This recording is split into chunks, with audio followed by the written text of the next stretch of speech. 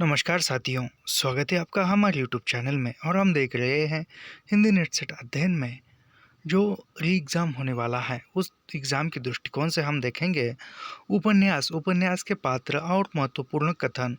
यह जो महत्वपूर्ण कोटेशन है, परीक्षा में पूछे जाने योग्य है, वह हम देखेंगे। तो हम प्रारंभ करते हैं धरती धन्ना अपना उपन्यास से। धरती धन्ना अपना उपन्यास यह जगदीश चंद्र जी का उपन्यास है और यह 1972 में लिखा हुआ उपन्यास है। यह दलित जीवन पर, दलित समाज पर या दलित विमर्श पर आधारित उपन्यास है। यह यानी धरती धन्ना अपना उपन्यास में घोड़े वहाँ गांव का चित्रण है और घोड़े वहाँ गांव के दलित समाज पर केंद्रित यह उपन्यास है। अभी इस उपन्यास के पात्र देखेंगे हम। तो यहाँ पर काली जो है वह उपन्यास का केंद्रीय पात्र है, यह नायक है। ज्ञानो काली की प्रेमिका है, यानी ज्ञानो जो है काली की प्रेमिका है। ये दोनों एक दूसरे के बाबू सोना है। प्रतापी काली की चाची, यानी प्रतापी जो है वह काली की चाची है। जस्सो ज्ञानो की माँ है। अमंगू ज्ञानो का भाई है। चौधरी हरनाम सिंह गांव के चौधरी, यानी चौधरी का नाम क्या है तो हरनाम सिंह है और वह गांव के चौधरी है, मुखिया है। और अगला पात्र है छज्जू शाह। छज्जू शाह साहूकार है और बिशन दास डॉक्टर भी है। अगला है छज्जू शाह साहूकार है और बिशन दास डॉक्टर है। निहाली काली की पड़ोस की ताई जीतू की माँ, यानी निहाली जो है वह काली के पड़ोस की लड़की है, पड़ोस की ताई है, एक महिला है, ताई है और वह जीतू की माँ है। यानी ऐसा प्रश्न पूछा जाएगा कि जीतू की माँ निहाली काली की कौन है, तो पड़ोसी है, याद रखिए। जीतू काली का दोस्त है, यानी जीतू जो है काली का दोस्त है और जीतू की माँ निहाली है। निहाली काली के दोस्त जीतू की माँ है। प्रीतो पड़ोस की चाची, यानी प्रीतो जो है काली के पड़ोस की चाची है। निकू प्रीतो का पति है। मुंशी शिवराम गांव के मास्टर है, यानी मुंशी शिवराम यह गांव के मास्टर है, याद रखिए। पंडित संतराम गांव के पंडित है, यानी पंडित संतराम यह गांव के पंडित है। बंतु पिता चन्नाराम और ठकुरी माता का पुत्र है। सिद्धू काली के चाचा, यानी सिद्धू जो है वह काली के चाचा है। अमरू निकू का बेटा है, यानी अमरू जो है वह निकू का बेटा है। प्रीतो का पति है, यानी वह प्रीतो का बेटा भी है निकू। अगला है दीनू गांव का कुम्हार है और लच्छो प्रीतो की पुत्री है। हरदेव हरनाम सिंह का भतीजा है और नाहर सिंह संता सिंह का भाई है। नंद सिंह यह प्रीतो नंदा सिंह जाति बदलने वाला मोची, यानी नंदा सिंह जाति बदलने वाला मोची है और बाद में वह ईसाई हो जाता है। बाद में इसका नाम रामदसिया हो जाता है, यानी जो नंद सिंह है वह मोची जाति का है और पहले उसका नाम नंद सिंह था। जब वह जात परिवर्तन करता है तो उसका नाम जो है वह रामदसिया हो जाता है, जो वह क्रिश्चियन धर्म स्वीकारता है। पालो जो है वह बुरा सिंह का लड़का है और ठाकरी नंद सिंह की पत्नी है और संता सिंह मिस्री बढ़ई है। इसके बाद यहाँ पर कथन प्रारंभ होते हैं। कथन देखते हैं। गोबर की तेज बदबू ने उसे चमादड़ी चमादड़ी यानी हरिजनों की जहाँ पर बस्ती थी, उस बस्ती हरिजनों की बस्ती को ही की चमादड़ी कहा जाता था, निकट ही होने का संकेत दिया। यानी वह जो बदबू यानी जो दुर्गंध आ रही थी, उस दुर्गंध से पता चला कि नज़दीक ही हरिजनों की बस्ती या चमादड़ी है। चाची ने काली की आवाज़ को पहचानते हुए स्नेह और आश्चर्य भरे स्वर में कहा, जैसे उसे विश्वास न आया हो कि उसने काली के सिर पर हाथ फेरते हुए उसे ऊपर उठाया और उसका माथा चूमकर बोली, रख रख साई आदि। चाची काली से, यानी चाची काली, रख साई आदि यानी भगवान तेरा भला करे, ऐसा कुछ। तो वह काली चाची जो है वह काली से कहती है। अगला कथन देखते हैं। आज तेरा बाप जिंदा होता तो तुम्हें देखकर कितना खुश होता। उसने तुम्हें जी भर कर देखा भी नहीं था कि मौत ने घेरा तेरी माँ को प्लेग खा गई। यानी जो काली है, काली की माँ की मृत्यु प्लेग से हुई थी। तेरा चाचा चप्पे गिन गिन कर तुम्हें पाल पोस रहा था, लेकिन उसे भी हैजे ने खा लिया। यानी यहाँ पर काली की माँ प्लेग से मर गई और उसका जो चाचा था उसको पाल पोषण कर रहा था, उसकी मृत्यु हैजे से हुई थी। तुम्हें तो शायद उनकी सूरत भी याद न हो। सारे खानदान की तू ही तो एक निशानी, यानी काली जो है अपने खानदान की एक ही निशानी। यह जो बंतो चाची है वह काली से यह सब कुछ कह रही है। अगला देखते हैं कथन।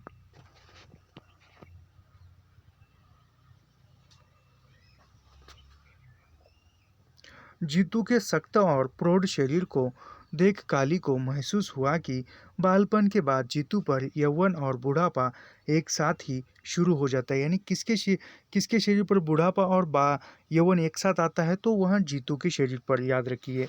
ताई नियाली सोच में डूबी हुई बोली, घर में गुड़ तो है, चाय की पत्ती भी मिल जाएगी, लेकिन दूध कहाँ से आएगा?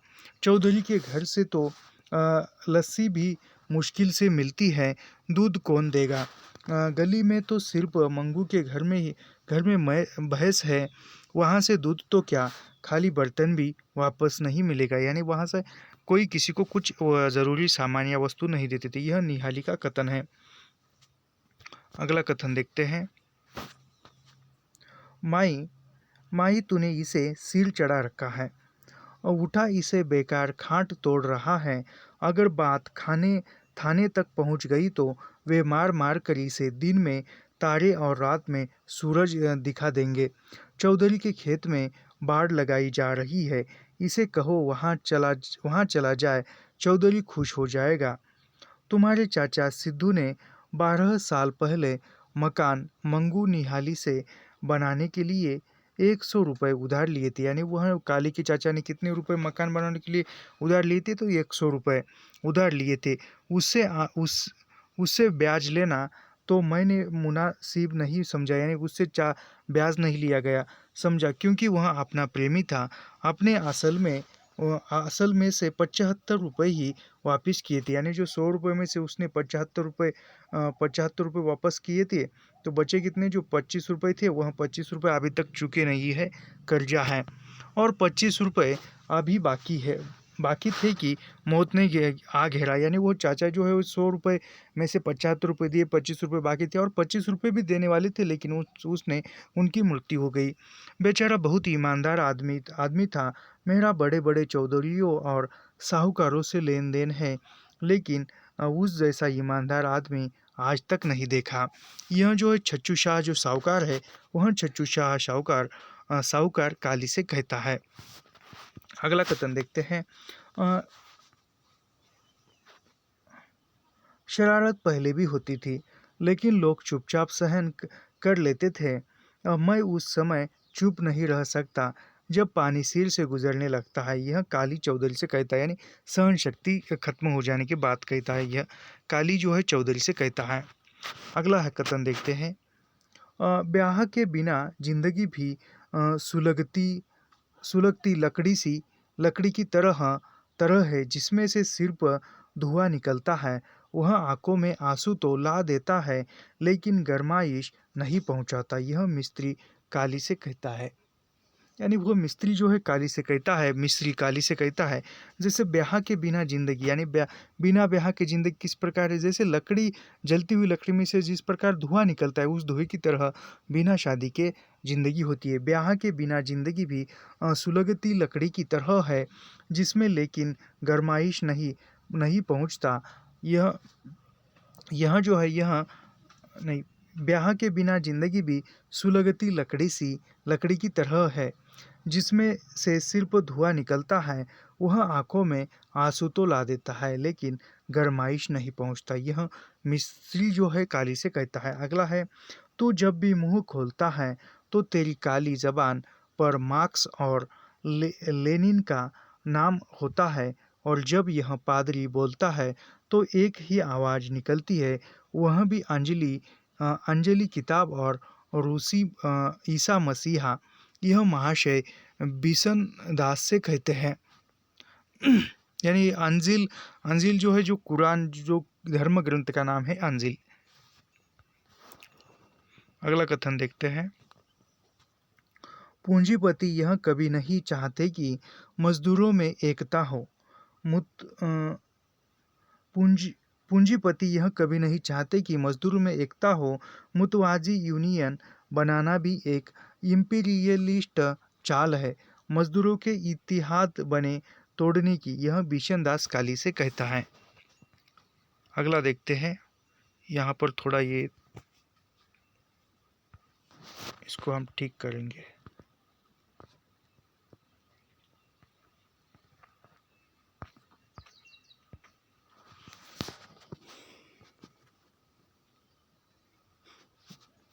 खैर छोड़ो, मैं ऐसे ही पढ़ा था इसको। ये अगला कथन है।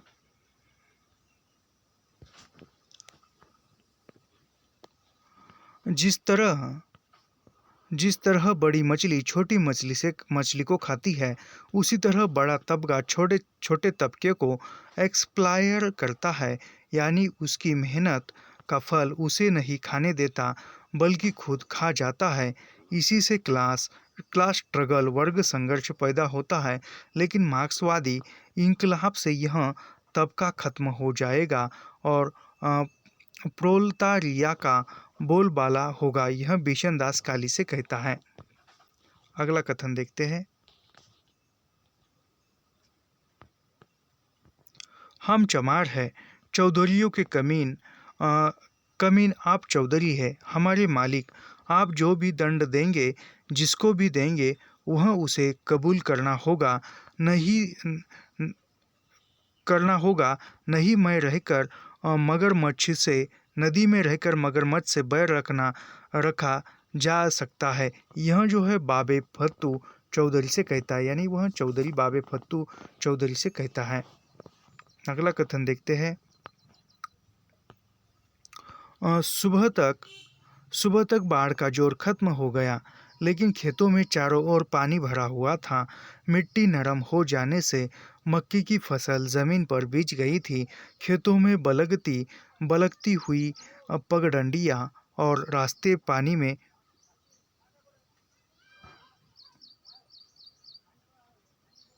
पानी में डूबे हुए थे, और वहाँ जहाँ तक नजर आती थी, हरियाली के नीचे हुई पानी की चादर कहीं मैली और कहीं चमकदार दिख रही थी।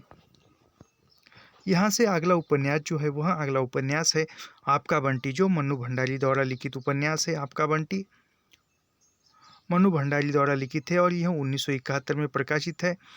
यह 16 भागों में प्रकाशित उपन्यास है। कौन सा? आपका बंटी। अभी आपका बंटी उपन्यास के पात्रों में बंटी जो है उपन्यास का केंद्रीय पात्र है। बंटी की दुर्दशा का चित्रण है। माता पिता होने के बावजूद भी वह अनाथ जिंदगी जीता है, यानी माता पिता होने के बावजूद भी बंटी के माता पिता है, फिर भी वह अनाथ की तरह जीवन जीता है। अजय जो है वह बंटी का पिता है, यह शकुन का पति है। अजय जो बंटी का पिता भी है और शकुन का पति भी है, यानी अजय जो है बंटी के पिता का नाम अजय है और माता का नाम शकुन है। दोनों का तलाक भी हो जाता है। शकुन, अभी यहाँ पर शकुन जो है बंटी की माँ है, अजय की पत्नी है और कॉलेज की प्रिंसिपल है, और वह शकुन की दूसरी शादी डॉक्टर जोशी से होती है, और पति जो है अजय के साथ तलाक होता है इसका, किसका? शकुन का। अगला कथन देखते हैं।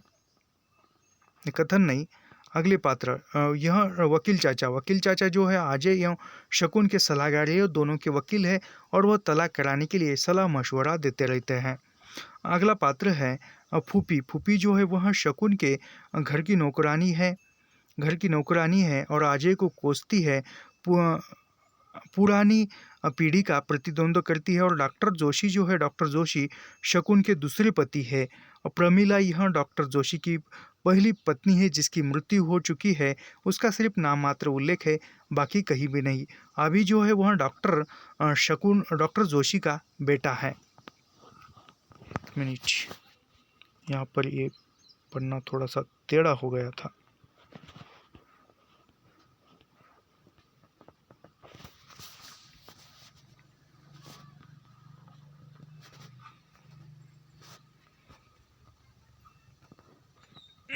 ये आपका बंटी उपन्यास के ही पात्र हैं।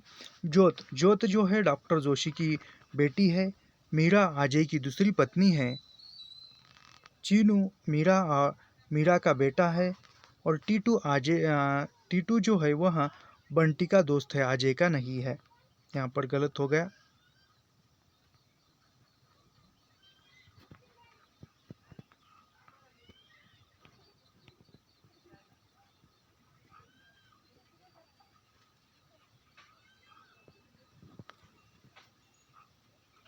एक मिनट रुकिए।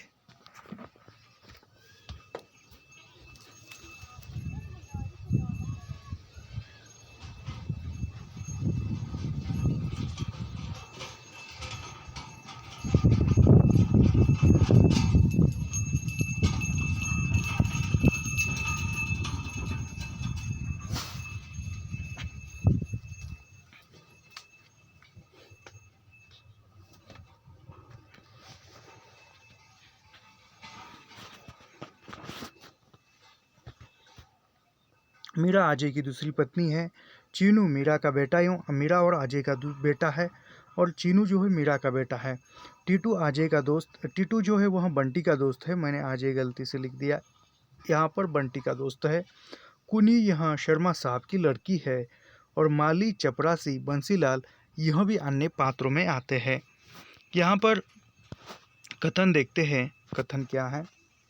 तो कथन है, शकुन अजय के आपसी संबंधों में बंटी चाहे कितनी ही फालतू और अवांछनीय हो गया हो, परंतु मेरी दृष्टि को सबसे अधिक उसे आकर्षित किया परंतु वस्तुतः उपन्यास के लिए अप्रतिरोध चुनौती, सहानुभूति और मानवीय करुणा के केंद्र में सिर्फ वही लोग हो पाते हैं जो कहीं न कहीं फालतू हो गए। यह जो है इस उपन्यास के, आपका बंटी उपन्यास की जो भूमिका है, भूमिका का नाम भी यहाँ पर लेखिका ने दिया है, जन्मपत्री बंटी की। यह लेखिका का कथन है। अगला कथन देखते हैं क्या है। यह भी भूमिका से ही है, जन्मपत्री बंटी की इसमें से ही है। मुझे लगा बंटी किन्हीं दो एक घरों में नहीं, आज के अनेक घरों में, परिवारों में सांस ले रहा है, अलग अलग संदर्भों में, अलग अलग स्थितियों में। लेकिन एक बात मुझे इन बच्चों में समान लगी, और वह यह कि सभी फालतू और गैर ज़रूरी और अपनी जड़ों से कटे हुए। यह भी लेखिका का कथन है भूमिका से। अगला कथन देखते हैं। शकुन अजय के संबंधों की टकराहट में, यानी शकुन अजय के संबंधों की टकराहट में सबसे अधिक पीसता बंटी ही है। शकुन और अजय तो आपसी तनाव की असहनीयता से मुक्त होने के लिए एक दूसरे से मुक्त हो जाते हैं। यानी खंडित निष्ठा उसकी नियति है। चूँकि वह शकुन के साथ रहता है, इसलिए बंटी को उसकी समूची स्थिति के साथ समझने के लिए माँ बेटे के आपसी संबंधों के विश्लेषण के साथ ही कुछ गरिमामयी मिथ्य धारणाएं और सदियों पुरानी मिथ्य टूटने लगी। इसी पूरे स्थिति की सबसे बड़ी विडंबना ही यह है कि इन संबंधों के लिए सबसे कम जिम्मेदार और सबसे बेगुनाह बंटी ही इस ट्रेजिडी के त्रास को सबसे अधिक भोगता है। शकुन अजय के संबंधों का तनाव और चटक बंटी की नस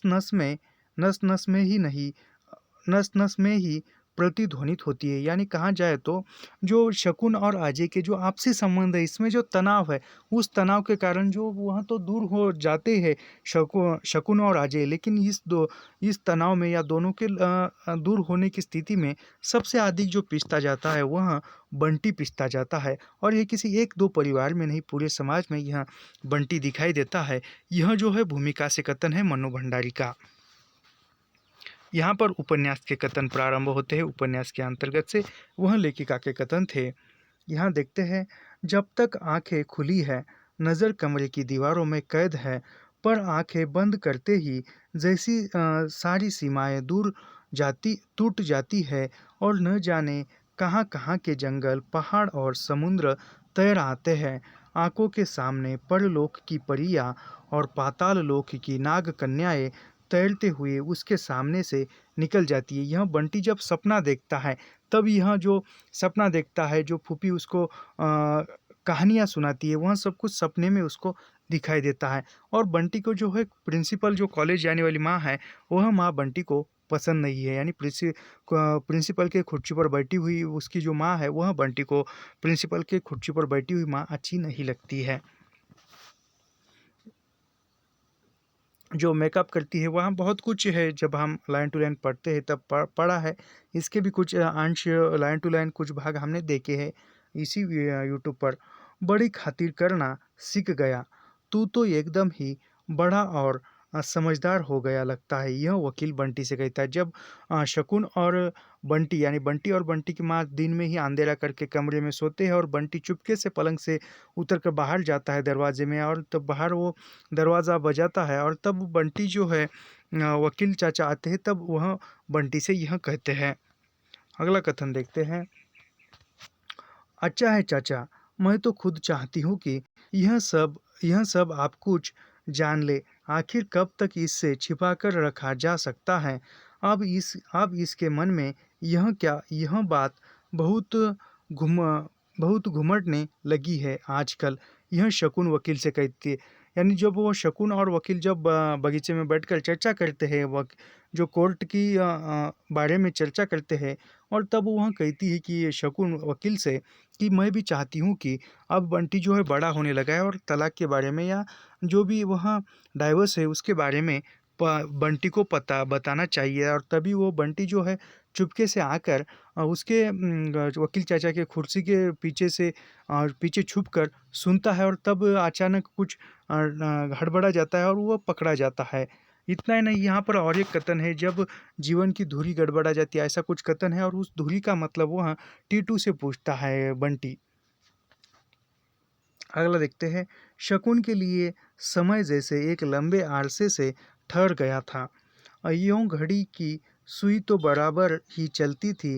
रोज सवेरे पीछे के आंगन से घुसकर धूप सारे घर को चमकाती दमकाती, दोपहर को लौंग में फैल कर पसर कर बैठ जाती, और शाम को बड़ी अलसाई सी धीरे धीरे सरकती हुई पीछे की पहाड़ियों में छिप जाती। यह भी इम्पोर्टेंट कथन है। अगला कथन देखते हैं। अ, चीज़ों को सही तरीके से लेना सीखो शकुन। मैं जानता हूँ कि तुम्हें इस बात में तरह तरह की गंध आ रही होगी। जिस स्थिति में तुम ही उसमें यह बहुत स्वाभाविक है। जब आदमी एक जगह धोखा खाता है तो उसे लगता है कि सब जगह धोखा ही है, पर ऐसा होता नहीं है। वकील जो है वह शकुन से कहते हैं। यानी ये बात सही है, एक जगह धोखा का हो जाता है इंसान के साथ, तो उसको लगता है कि हर जगह धोखा ही धोखा है। यह वकील शकुन को बात समझाते हैं। यानी यहाँ पर परीक्षा में यदि ये आपका बंटी उपन्यास के अंतर्गत से यदि समझाते हुए या समझदारी का कथन आ जाए, तो वह वकील चाचा का है, मान लीजिए।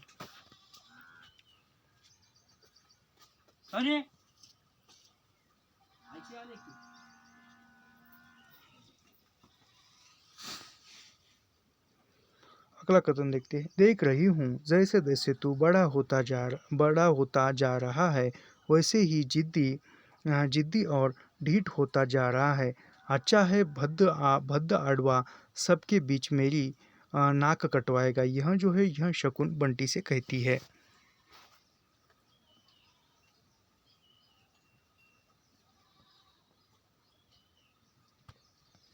अगला कथन देखते हैं। हम कहते हैं तुम यहाँ से चले जाओ बंटी भैया। यानी वह फूफी जो है बंटी को बंटी भैया कह के पुकारती है। हम कहते हैं तुम यहाँ से चले जाओ बंटी भैया, हमारे तन बदन में आग लगती हुई है। इस बखत यानी इस समय बहू को ले जाकर थाना कचहरी में खड़ा करोगे, मदोनोखी दिखाओगे। अरे हाथ पकड़कर निभाने की मर्दानगी जिसमें नहीं होती, वह ऐसे ही मर्दानगी दिखाते हैं। अनबन अनबन किसमें नहीं होती, तो क्या ब्याही औरत छोड़ दी जाती है। यह फूफी का कथन है, काफ़ी महत्वपूर्ण है। फूफी जो है वह पुरानी पीढ़ी का प्रतिनिधित्व इस उपन्यास में करती हुई दिखाई देती है। अगला कथन देखते हैं। तुम उस पर शायद इतना ज़्यादा हावी रही हो कि वह पूरी तरह लड़का बन ही नहीं पाया। तुमने उसे अधम करने की ही नहीं दिया। हाँ, औरतें वाली जिद और रोना ज़रूर सिखा दिया। यह जो है डॉक्टर जोशी शकुन से कहता है। जब वहाँ शकुन की शादी हो जाती है और शादी होने के बाद वहाँ जब बंटी को दूसरे कमरे में सुलाया जाता है और वह रात के अंधेरे में डर के मारे वह जग जाता है। तब वह फिर दूसरे दिन जो है वह डॉक्टर जोशी शकुन से कहता है, तुम उस पर शायद इतना ज़्यादा हावी रही हो कि वह पूरी तरह लड़का बन ही नहीं पाया। तुमने उसे अधम करना ही नहीं दिया, यानी तुमने उसको खुद जीने ही नहीं दिया। औरतों वाली जिद, यानी औरतों वाली जिद, रोना सिसकना ही इतना ही बंटी ने सीखा है। अगला कथन देखते हैं। अच्छा, क्या प्रेम सचमुच ही मात्र एक शारीरिक आवश्यकता और एक सुविधाजनक एडजस्टमेंट का ही दूसरा नाम है? बताओ, तुम्हें क्या कभी अपनी पत्नी की याद नहीं आती है? तो क्या उसे तुम क्या कहोगे? यानी वह शकुन जो है जोशी से कहती है कि तुम्हारी जो पत्नी मर गई है, क्या तुम्हारी पहली पत्नी जो मरी है उसका मृत्यु हो चुकी है, उसकी याद कभी तुम्हें आती नहीं है? क्या तुम उस याद को क्या नाम दोगे? ऐसा वह कहती है। अच्छा, क्या प्रेम स-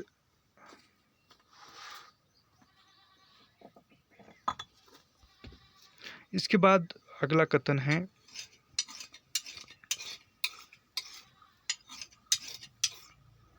अच्छा, क्या प्रेम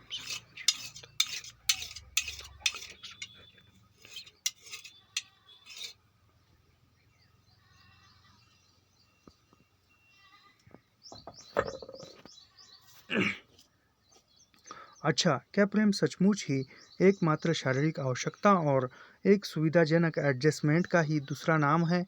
बताओ, तुम्हें क्या कभी अपनी पत्नी की याद नहीं आती? तो क्या उसे तुम क्या क्या कहोगे? यानी उस याद को तुम क्या कहोगे? ये शकुन जोशी से कहती है, डॉक्टर जोशी से। अगला कथन देखते हैं। यह फूफी का कथन है शकुन के साथ। बाप के रहते यह बिना बाप का हो रहा, अब माँ के रहते ही यह बिना माँ का न हो जाए। यह फूफी शकुन से कहती है। जब वह शकुन के विवाह की बात जो है डॉक्टर जोशी के साथ हो रही थी, या जोशी के साथ विवाह हो रहा था, तब वह फूफी जो है शकुन से यह वाक्य कहती है, कथन। अगला कथन है। ऐसा ही होता है बहू जी, ऐसा ही होता है। अपने बोए बोए सींचे पौधे से ऐसा ही मोह होता है, बिल्कुल संतान जैसा। जहाँ एक बार लगा हो वहाँ वहाँ उखाड़ा नहीं जाता। यह जो है माली शकुन से कहता है। काफ़ी एक प्रेरणादायी कथन है, यह माली शकुन से कहता है। अगला कथन है। ये तो सूखेंगे ही यह तो सूखेंगे ही उस जमीन के खाद पानी की पत्तियां है। ये तो सूख कर झड़ जाएगी, फिर नई पत्तियां फूटेगी। जड़ पकड़ने के बाद कोई डर नहीं। और उसने खुद उग अ, खुद उन मरी मुरझाई पत्तियों को झाड़ दिया। यह माली शकुन से कहता है, यह माली का कथन है। अगला देखते हैं। मुझे किसी और स्कूल में कोशिश नहीं करनी, उसे हॉस्टल ही भेजना है। यहाँ घर में रहने के लिए मैं इसे नहीं लाया हूँ। मैं क्या जानता नहीं कि इस घर में, यानी यह अजय मीरा से कहता है, दूसरी पत्नी से। अभी अगला जो उपन्यास है वह है राग दरबारी। राग दरबारी यह श्रीलाल शुक्ल का उपन्यास है और यह 1968 में प्रकाशित हुआ है। और इसको 1968 में राग दरबारी प्रकाशित हुआ और 1969 में इसको साहित्य अकादमी पुरस्कार से सम्मानित किया गया। याद रखिए, प्रकाशन 1968 और साहित्य अकादमी इस पर मिला है 1969, यानी एक वर्ष बाद। और राग दरबारी से अर्थ वैद्य जी की बैठक या दरबार, यानी यहाँ पर राग दरबारी का अर्थ ऐसा होता है, वैद्य जी की बैठक या दरबार। अभी इस राग दरबारी उपन्यास के पात्र देखते हैं। वैद्य जी, यानी राग दरबारी उपन्यास के मुख्य पात्र वैद्य जी है। यह गांव के केंद्रीय सत्ता के प्रतीक है, यानी गांव की जो केंद्रीय सत्ता है तथा इसका हम ये भी कह सकते हैं, नायक भी कह सकते हैं वैद्य जी की। गाँव की राजनीति के मास्टरमाइंड है, यानी राग दरबार उपन्यास में राजनीति के मास्टरमाइंड कौन है? तो वैद्य जी है, याद रखिए।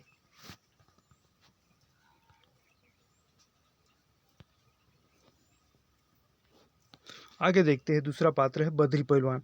बद्री पहलवान जो है वैद्य जी के बड़े शरीर को सुसंगठित बनाने का अभ्यास करने में व्यस्त तथा अपने आश्रय में रहने वालों की देखभाल, यानी आश्रय का बद्री पहलवान जो है वैद्य जी के शरीर को संतुलित करने के लिए अभ्यास कर रहा है, और तथा अन्य की व्यस्त है, यानी उस वैद्य जी का जो शरीर है उसको सुसंगठित या संतुलित रखने में वह अभ्यास कर रहा है, यानी कौन सी चीज़ें खाने में देनी चाहिए, कौन सी नहीं है, और आश्रय में रहने वालों की देखभाल करता है। अभी अगला पात्र है रूपम। रूपम जो है वैद्य जी के छोटे बेटे हैं, यानी रूपम जो है वह वैद्य जी के छोटे बेटे हैं, याद रखिए। कई वर्षों से 10वीं कक्षा में है, यानी वह कई वर्षों से यानी 10वीं कक्षा में बार बार फेल होते जा रहे हैं। उसका नाम है रूपम, और वैद्य जी का छोटा लड़का है। अगला पात्र है रंगनाथ, वैद्य जी का भांजा। इतिहास विषय में एमए करके वह इतिहास विषय में ही आगे जाके पीएचडी कर रहा है, यानी घास खोद रहा है। इसको वो घास खोद रहा है कहते हैं रंगनाथ। वैद्य जी का भांजा है, और वह जो है गांव में किस लिए आता है? जो रिसर्च करने के लिए आता है, यानी घास खोदने के लिए आता है। इतिहास विषय में इसने एमए कर किया है।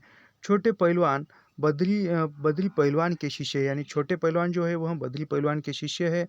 गांव की राजनीति में सक्रियता रखने वाले, यानी छोटे पहलवान जो है बद्री पहलवान के शिष्य है, और छोटे पहलवान गांव की राजनीति में सक्रियता रखने वाले हैं, यानी उसको जिंदा रखने वाले, यानी बार बार। अभी प्रिंसिपल जो है छगामल इंटर कॉलेज, यानी वह राग दरबार उपन्यास में छगामल इंटर कॉलेज के प्राचार्य का नाम जो है वह प्राचार्य है कौन? प्रिंसिपल। खन्ना मास्टर जो है वह छगामल इंटर कॉलेज से इतिहास के अध्यापक, यानी छगामल इंटर कॉलेज में इतिहास विषय कौन पढ़ाता है? तो खन्ना मास्टर पढ़ाते हैं। अगला है मास्टर मोतीराम। मोतीराम यह छगामल इंटर कॉलेज के ही अध्यापक है। साथ में चक्की का काम करने वाले हैं, यानी वह मास्टर मोतीराम भी छगामल इंटर कॉलेज के मास्टर है, अध्यापक है, और साथ में वह जो चक्की रहती है उस चक्की का ही वह काम करते हैं। ऐसा मुझे उतना चित्र बनाना नहीं आता, तो वह उसके कॉलेज में ही वो होगा चक्की का बिजनेस, तो वहाँ पर वो कर रहे हैं। अगला है पात्र, वह है जोगनाथ। जोगनाथ यह स्थानीय गुंडा, यानी जोगनाथ यह स्थानीय गुंडा है जो नशे में रहता है। शनिचर असली नाम, यानी जो वह शनिचर है, जो वह असली नाम है किसका? मंगलदास का, वैद्य जी का नौकर, यानी वैद्य जी के नौकर का नाम क्या है? शनिचर है, और असली नाम है मंगलदास। इसका असली नाम है किसका? वैद्य जी के नौकर का मंगलदास, लेकिन सभी उसको शनिचर करते हैं, और अंत में प्रधान बनाया जाता है।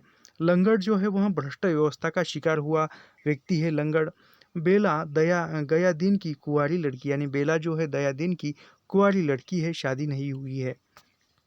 अगला है रामदीन भीकम खेड़वी, यानी रामदीन भीकम खेड़वी यह अफीम का कारोबार करता है।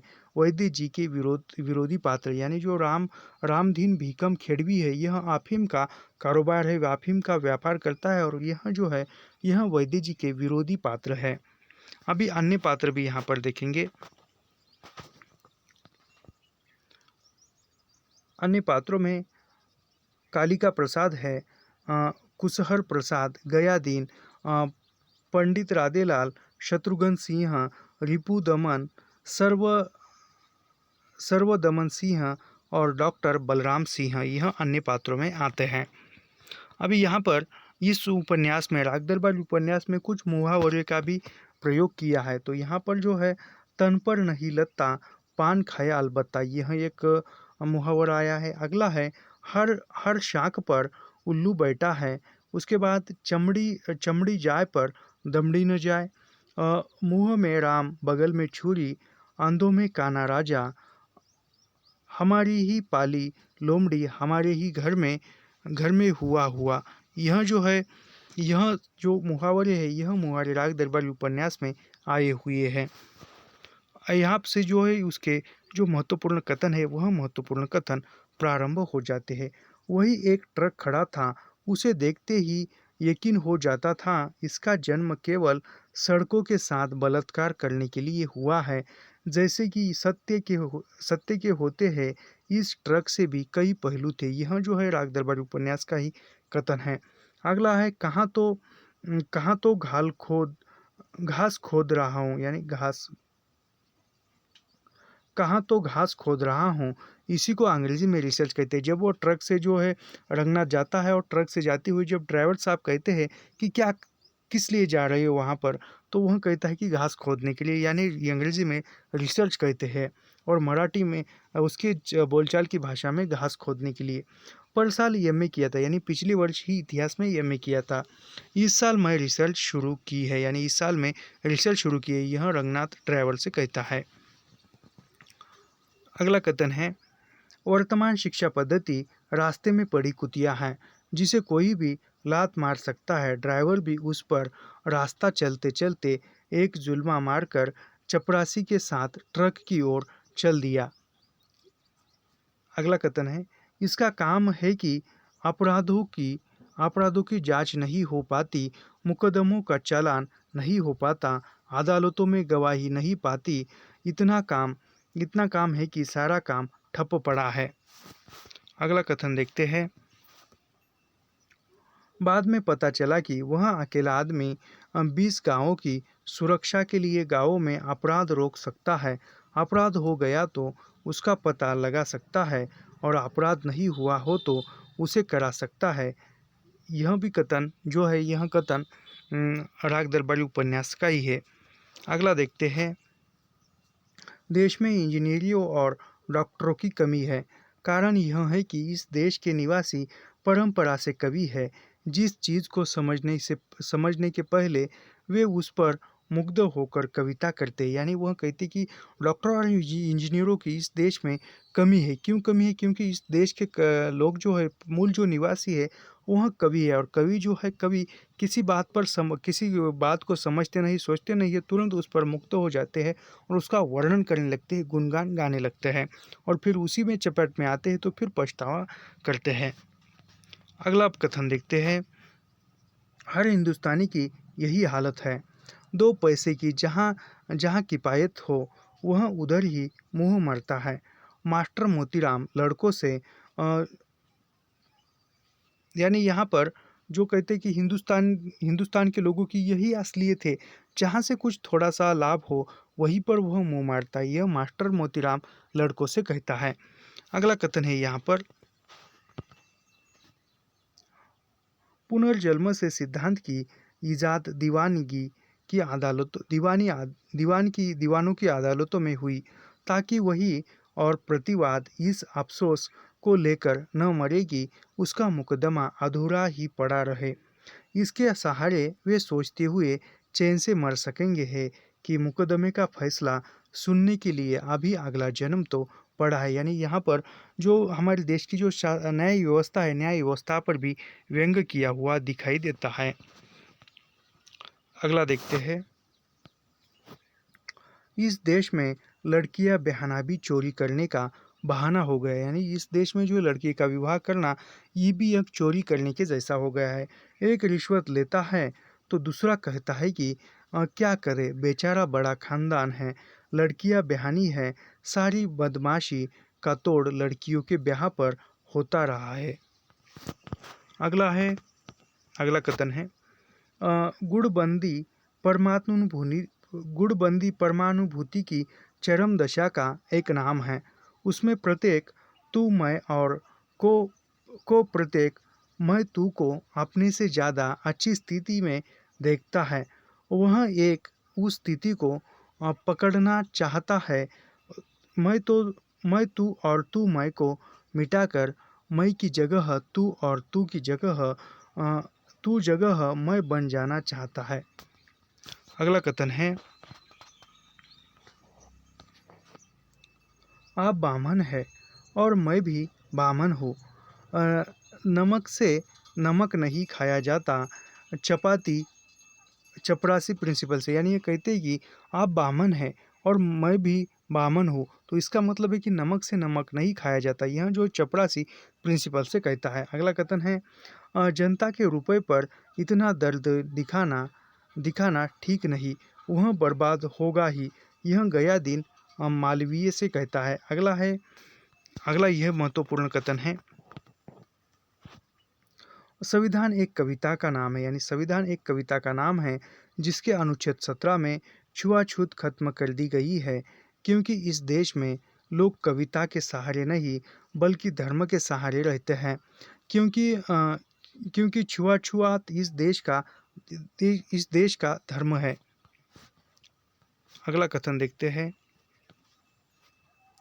गांधी जैसा कि कुछ लोगों को आज भी याद होगा, भारतवर्ष में ही पैदा हुए थे और उनके अस्थि कलश के साथ ही उनके सिद्धांतों को संगम में बहा देने के बाद तय किया गया था कि गांधी की याद में अब सिर्फ पक्की इमारतें बनाई जाएंगी। यानी जो गांधी जी की मृत्यु हुई और गांधी जी की मृत्यु के साथ ही उसका शव नष्ट हुआ, जब मृत्यु होने के बाद उसके शव के साथ ही गांधी जी के जो सिद्धांत थे वह सिद्धांत भी नष्ट हो गए और गांधीवाद नष्ट हो गया। और अब जो है केवल उनके गांधी जी के नाम पर इमारतें बनाई जा रही है। अगला कथन देखते हैं, चुनाव के चोचले में कुछ रखा है, नया आदमी चुनो तो वह भी घटिया निकलता है, सब एक जैसे। यानी सब एक जैसे, पुराना खराब है ऐसे समझकर नए को चुना जाए तो नया भी उसी स्थिति पूरा पहले की स्थिति को ही दोहराता है। अगला कथन है, अपने देश का कानून बहुत पक्का है, जैसा आदमी वैसी अदालत। अगर हम खुश रहे तो गरीब हमें दुखी नहीं कर गरीबी हमें दुखी नहीं कर सकती। यानी यहाँ पर कहते हैं कि हमारे देश का कानून बहुत पक्का है, जैसा आदमी वैसी अदालत। यानी जिस प्रकार कोई पैसे वाला है तो वह उसी प्रकार का उसको कानून मिलता है। तो वह कहते हैं कि गरीबी जो है हमें दुखी नहीं कर सकती, हमारे मन में जो खुशी होती है वह यह करती है, केवल दुखी होने का कारण गरीबी नहीं है। अगला कथन है यहाँ पर,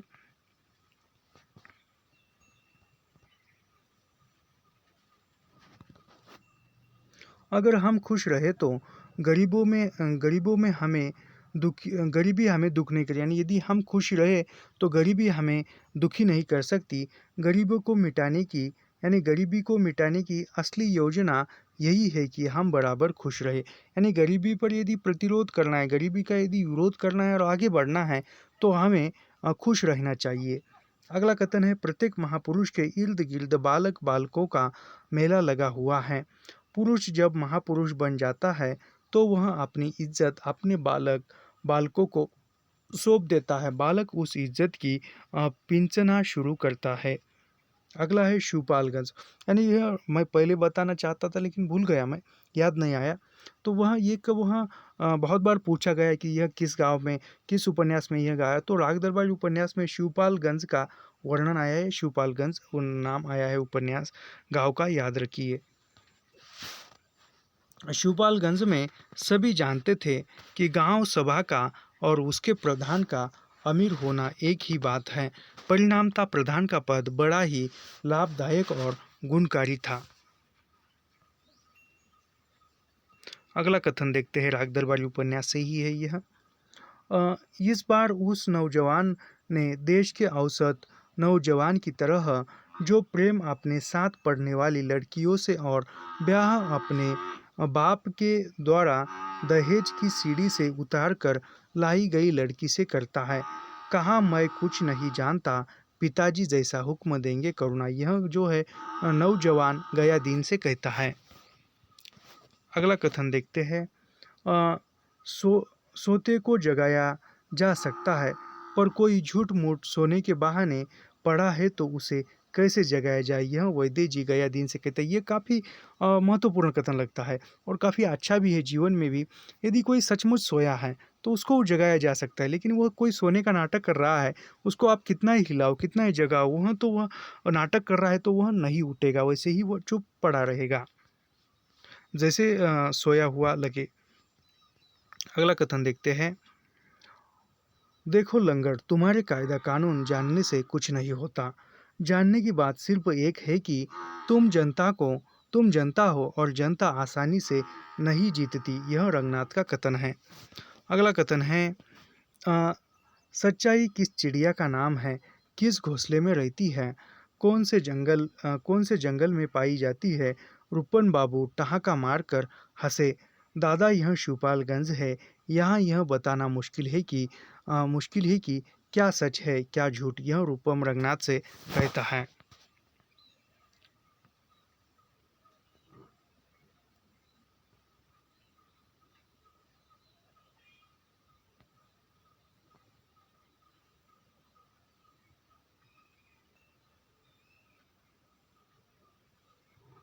ये जो है यहाँ पर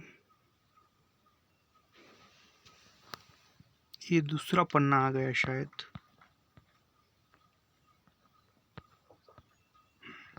ये तमस उपन्यास के है, ये ऊपर के पात्र ऊपर नीचे हुआ है।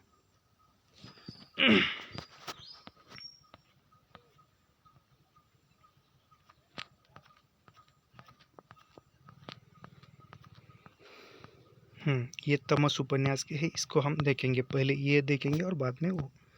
तो यहाँ पर तमस उपन्यास जो है यह भीष्म साहनी का उपन्यास है। तमस उपन्यास भीष्म साहनी द्वारा लिखित है और यह 1947 में हुए पंजाब प्रांत में सांप्रदायिक दंगों पर आधारित उपन्यास है। विभाजन के समय में यह तमस भीष्म साहनी का। इसके पात्र जो है वह पहला पात्र है नत्थू, जो चमार जाति का है और जो 5 रुपये लेकर वह सुअर मारता है। मुराद अली जो अंग्रेज़ों का चमचा है, यानी मुराद अली जो अंग्रेज़ों का चमचा है, यानी वह झगड़े लगाने का काम करता है। बख्शी यानी इसमें जो है गांव के पात्र और शहरी पात्र, दो तरह के पात्र आते हैं। बख्शी जी जिला कांग्रेस कमेटी के सेक्रेटरी है। मास्टर रामदास कांग्रेस कमेटी के सदस्य है। कश्मीरी लाल यह कांग्रेस का कार्यकर्ता है। और जनरल सिंह यह कांग्रेस का कार्यकर्ता है और बरसोल में रहता है। नेहरू जी के साथ में रावी नदी के किनारे नाचता है कौन, जनरल साहब। शंकरलाल यह कांग्रेस का कार्यकर्ता है और मेहता का विरोधी पात्र है। देवराज यह कांग्रेस का कार्यकर्ता है। अजीज यह भी कांग्रेस का कार्यकर्ता है। अजीत सिंह यह भी कांग्रेस का कार्यकर्ता है। उसके बाद है अगला पात्र है मेहता जी जो है वह जिला कांग्रेस कमेटी का सदस्य है और जवाहरलाल नेहरू जैसा दिखता है, यानी उस पर ऐसा कार्य करता है और 16 साल जेल काट कर आया है कौन, मेहता जी। अगला पात्र है देवदत्त जो है वह कम्युनिस्ट है। कांग्रेस की सदस्यता के यानी कांग्रेस की सदस्यता किसी को लेनी है तो उसके कुछ नियम थे। वह नियम थे सदस्य 4 आने सालाना चंदा देता हो, शुद्ध हाथ की कुर्ती हो, यानी खादी की हाथ की बुनी खादी पहनता हो, यानी जो कांग्रेस का चरखा काटता हो।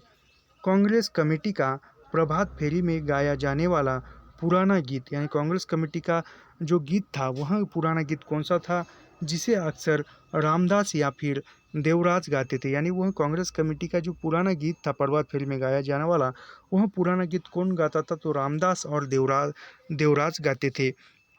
वह गीत ये था कि जरा भी लगन आज़ादी दी, लग गई जिन्हा दे मर्दे बीच, वह मजनू बंदे फिरदे ने हर सेहरा हर बंदे बीच। यह जो है कांग्रेस कमेटी का पुराना गीत था जो प्रभात फेरी के समय में गाया जाता था और यह रामदास और देवराज गाते थे।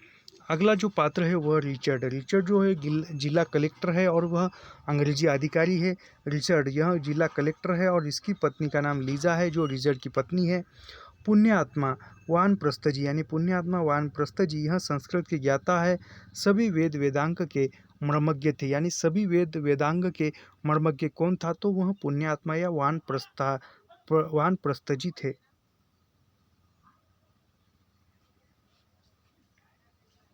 अगला पात्र मंत्री जी हिंदू संगठन की ओर से मंदिर में मोर्चा संभालने के लिए मीटिंग करवाते, यानी मंत्री जो है हिंदू संगठन को संभालने के लिए या हिंदू संगठन की ओर से मंदिर में मोर्चा संभालने के लिए मीटिंग करवाते हैं मंत्री जी। अगला पात्र है मास्टर देवव्रत अखाड़ा संचालक, यानी मास्टर देवव्रत जो है वह अखाड़ा संचालक जो पहलवानों को तालीम देने का काम करता है। दानवीर प्रधान यह शहर के जाने माने व्यापारियों में से एक है। हिंदू संगठन को 200 लाठियों का दाम देता है, यानी हिंदू संगठन को 200 लाठियाँ खरीदने का पैसे देता है। ये 11 नंबर और ये 12 नंबर का पन्ना है। अगला पात्र है रणवीर। रणवीर जो है 15 साल का लड़का है और वह दानवीर का बेटा है, यानी वह दानवीर का बेटा है और 15 साल की उम्र है। मास्टर देवव्रत का शिष्य है, यानी मास्टर देवव्रत का शिष्य है रणवीर। बोधराज मास्टर देवव्रत के अखाड़े का शिष्य है। उसके बाद लेटकर बाण चलाने की कला भी थी, यानी वह बोधराज यह लेटकर बाण चलाने की कला जानता था और शब्दवेदी बाण शिष्यों में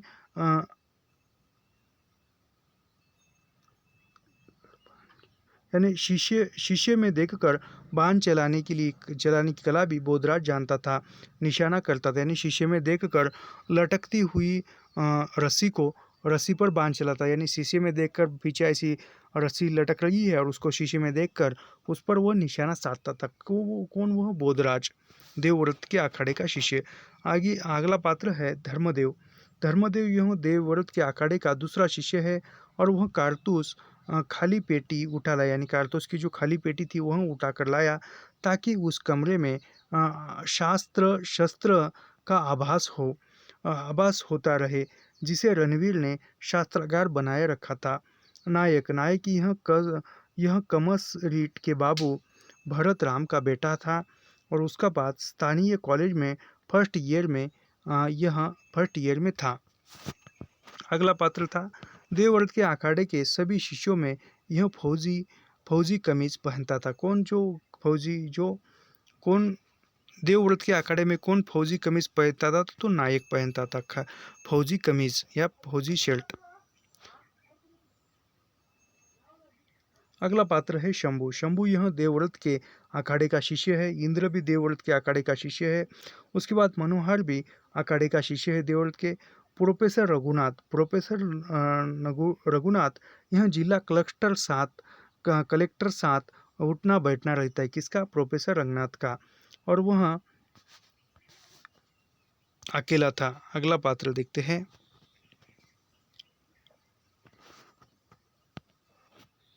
इयाद बख्श यह मुस्लिम लीग का कार्यकर्ता है। हर्बर्ड मिशन इलिंग का अंग्रेजी प्रिंसिपल है। उसके बाद मौलादाद बिजली पिंचली कंपनी के क्लर्क मुस्लिम लीग का कार्यकर्ता है। हकीम अब्दुल गनी यह कांग्रेसी मुसलमान है। उसके बाद नानबाई यह नानबाई की जो दुकान थी और यहाँ बैठकर कहवा पीते थे। लाला लक्ष्मी नारायण यह पैसे वाले जाने माने व्यक्ति थे। कौन?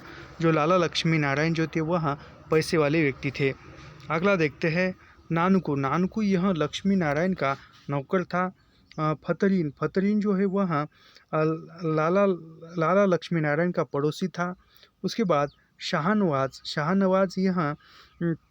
यह संबंधी का पड़ोसी था, यानी वह लाला लक्ष्मी के संबंधी जो थे उसके पड़ोसी का नाम था शाहनवाज। अगला पात्र है फातिमा यह शाहनवाज की पत्नी थी। उसके बाद मिल्की रघुनाथ के पुश्तैनी घर का नौकर था।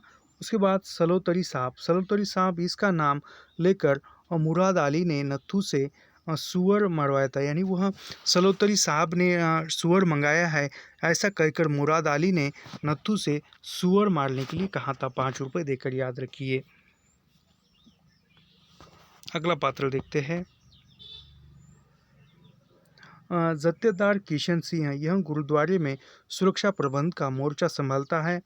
बर्मा की लड़ाई में साथ था। वहाँ के दांवपेच मुसलमानों पर चलाना चाहता है। कौन? वह जत्थेदार किशन सिंह। ये तो हमने पहले देखा।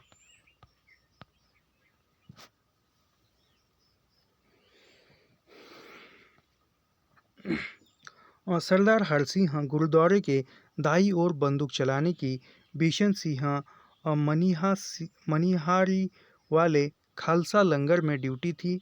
यह पीले रंग की पगड़ी थी, किसकी? सरदार हरि सिंह की। अगला था शेख गुलाम रसूल। शेख गुलाम रसूल यह गुरुद्वारे के पीछे से 2 मंजिला मकान, यहाँ से मोहल्ले में गोलियां चला रहे थे मुसलमान लोग।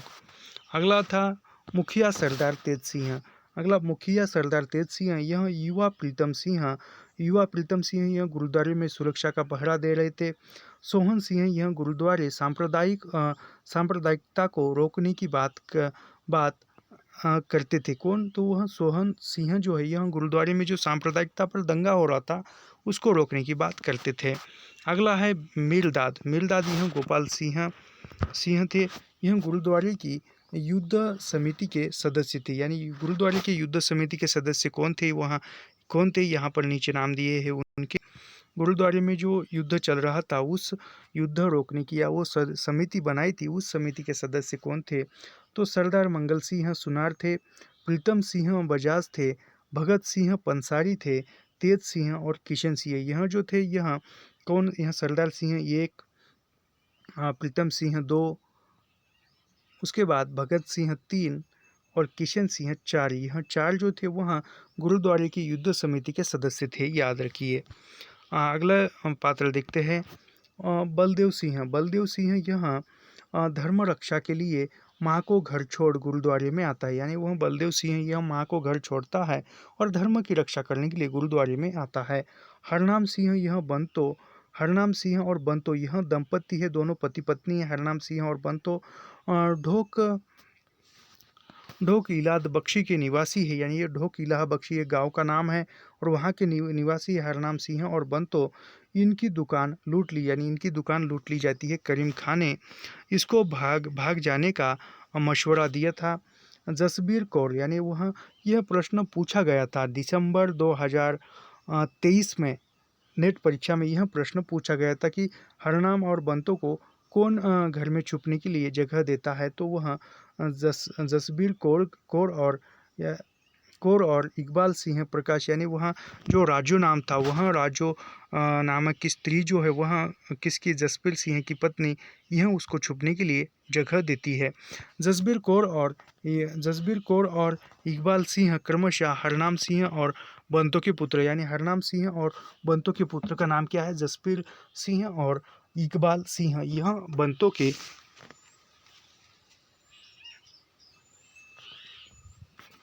यह बंतो और हरनाम सिंह के पुत्र के नाम हैं। अगला है एहसान अली। इसके घर में हरनाम सिंह और उसकी पत्नी ने पनाह ली थी, यानी वो हरनाम सिंह के घर में जो राजू उसकी पत्नी थी उसने उसको पनाह दी थी, घर में छुपाया था। यह प्रश्न दिसंबर में पूछा था। इसके घर में हरनाम सिंह और उसकी पत्नी ने पनाह ली थी। एहसान की पत्नी ने हरनाम और बंतो को ऊपर एक अंधेरे कोठरी में बिठाया था। राजो ये एहसान अली की पत्नी, यानी राजो जो है वह एहसान अली की पत्नी है और इसने हरनाम सिंह और बंतो को घर में छुपाया था। ये प्रश्न दिसंबर नेट में पूछा था। अगला है अकरा जो है एहसान अली राजो की बहू है। रमजान यह एहसान अली का बेटा है। अल्लाह रखा यह गांव की हिंदू लड़की को प्रकाशों पर अनुरक्त है, यानी जो अल्लाह रखा यह गांव की जो एक हिंदू लड़की है प्रकाशों, उस पर वो अनुरक्त है, आकर्षित है। था दंगे के समय वह अपने घर उसको प्रकाशों को लेकर आता है और उसके साथ वह रहने लगता है। प्रकाशो जो है वह दंगे के समय अपने ब्राह्मण माता पिता से भटकी हुई, यानी वह प्रकाशो जो है वह हिंदू परिवार की लड़की है और वह ब्राह्मण जाति की, और वह युद्ध होने के समय वह अपने माता पिता से भटकी हुई है, दूर हुई है, और उसको जो है वह अकरा सिंह यहाँ घर ले आता है और उसके साथ अल्लाह रखा घर ले आता है और उसके साथ रहने लगता है। एक ब्राह्मण युवा लड़की है और उसके गाँव का नाम उसका गाँव का अल्लाह रखा उसको अपने साथ रखता है या वो उसके साथ शादी करता हो अगर। तो यहाँ पर हम आज रुकते हैं और ऐसे ही अध्ययन करने के लिए हमारे चैनल को सब्सक्राइब कीजिए, लाइक कीजिए और शेयर करना मत भूलिए। मिलते हैं नेक्स्ट वीडियो में। धन्यवाद।